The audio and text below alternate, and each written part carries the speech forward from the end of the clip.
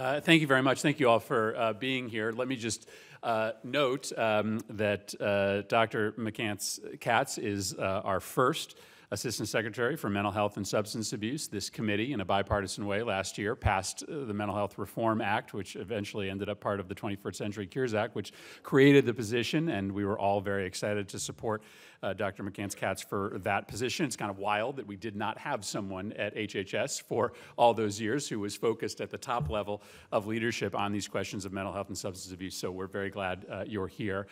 She's from Rhode Island. And she's from Rhode Island. She learned, right.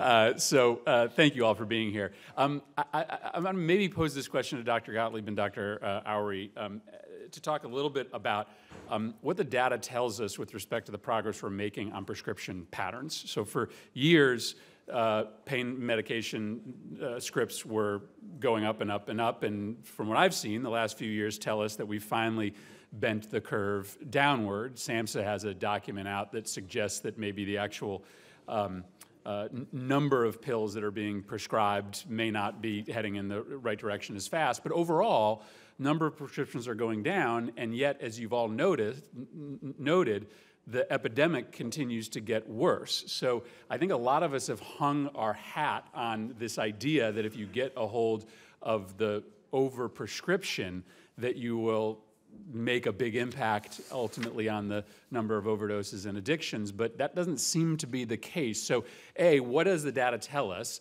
about how we're doing on the overprescription of medications, and why is this heading in the wrong direction if we're finally getting a handle on pain meds? So what I would say is we are starting to go in the right direction. The amounts of opioids prescribed has gone down about 10 to 15%. If you look at where we are, though, compared to 1999, we're still 3 times what we were. So the slope is going down, but there's still tremendous progress that needs to be made. The second thing is I've actually got a paper coming out next week in JAMA that looks at how there's not a huge increase in the number of people injecting drugs, but what we're seeing is the fentanyl that's on the streets is very potent, and that's what's driving a lot of these fatalities, is the potency of the drug.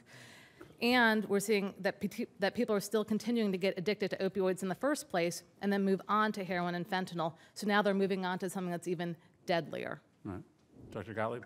I would just add, I agree with everything that was said. I would just add, I think the scripts are a lagging indicator to the impact because people have become addicted, and now they're to the point they're moving on to the low-cost alternative, which are the street drugs, which are increasingly laced with fentanyl and other things that can cause great harm. I'm reluctant, quite frankly, Senator, to draw firm conclusions from the data points we have. It's encouraging that scripts are declining. I think we need some sustained data points to conclude that we've really started to impact prescribing patterns. Dr. Collins, what are the additional avenues for research on pain management? Drugs are not the only way to manage pain, and yet insurance companies seem to drive payment towards prescriptions rather than to other methods that maybe in the short term more expensive, but in the long term may keep you off of these dangerous drugs. What are the additional avenues we need to do to help give doctors and potentially insurance companies some different ways to manage pain other than the drug? That's a great question. I think the pain clinics that we used to have maybe 20 years ago, which were multimodality efforts to try to provide opportunities for people with chronic significant pain, ways to manage their pain, gave a much better opportunity for something other than an opioid prescription to be the answer. Those pain clinics are harder to find now, in part because they weren't particularly well compensated for the doctors who were spending a lot of time with each patient trying to figure out what's the optimum approach. We do know that for people with chronic pain, if you work through this carefully, that there are other alternatives, such as, in many cases, cognitive behavioral therapy. Chiropractors do, in fact, provide benefit to people with low back pain. We've seen that. The opportunity to use such things as acupuncture, certainly transcranial magnetic stimulation, the ability to do various local kinds of nerve blocks for somebody who has a very localized form of pain. All of those do, in fact, have evidence behind them. But there are relatively few practitioners now that have that full array of options available to them. And so all too often, the answer is write that opioid prescription and send the patient out again.